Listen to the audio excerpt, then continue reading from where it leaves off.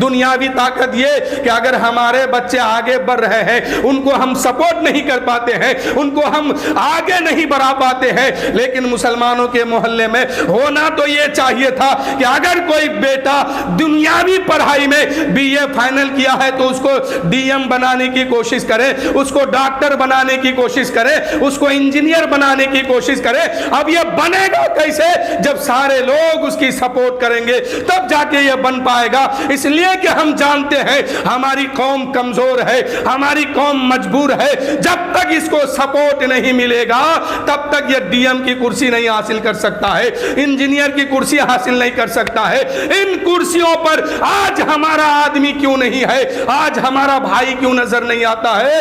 اس لیے کہ آج ایک ماحول بن گیا ہے کہ کسی کا بیٹا اگر بی اے پڑھ رہا ہے, میٹرک کیا ہے یا اور کچھ پڑھائی کر رہا ہے, ہم کرسی کھینچنے کی کوشش کرتے ہیں کہ یہ اتنا بڑا ہو رہا ہے پڑھ کے, اس کو کسی طرح کمزور کرو, اس کو کسی طرح دبا دو تاکہ یہ پڑھائی چھوڑ کے کسی کام میں لگ جائے. اے میرے دوستو, جب قوم کا ایک جوان پڑھائی چھوڑ کر کے پیچھے قدم ہٹا لیتا ہے اس کا اثر پوری قوم میں دیکھنے کو ملتا ہے.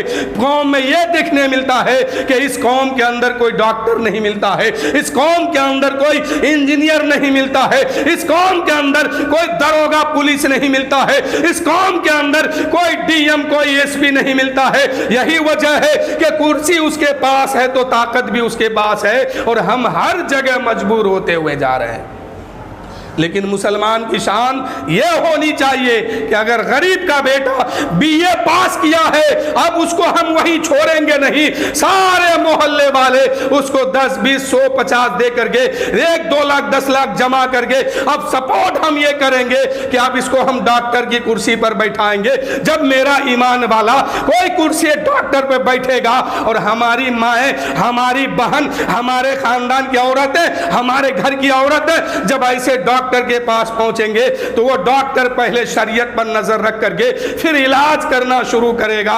تو میرے دوستو, ان کاموں کی ہمیں ضرورت ہے کہ جب عدالت کی کرسی پر ہمارے لوگ بیٹھیں گے تو پہلے فیصلہ کرنے سے پہلے میرے نبی کی حدیث پر نظر ڈالیں گے کہ نبی پاک نے کیا فرمایا ہے. یہاں اپنا یا بیگانہ دیکھنا ہے, یا شریعت دیکھنا ہے, یا حق دیکھنا ہے.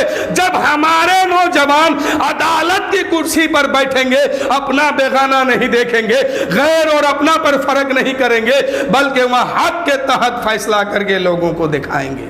لیکن یہ ہوگا کہاں سے؟ یہ ہوگا کہاں سے؟ قوم کے اندر ایک فتنہ چلا ہوا ہے کہ ایک دوسرے کے سامنے گڈھا کھود دو. ارے جب بھائی بھائی کے سامنے گڈھا کھود رہا ہے تو اب دوسرے کے بارے میں کیا بتائیں؟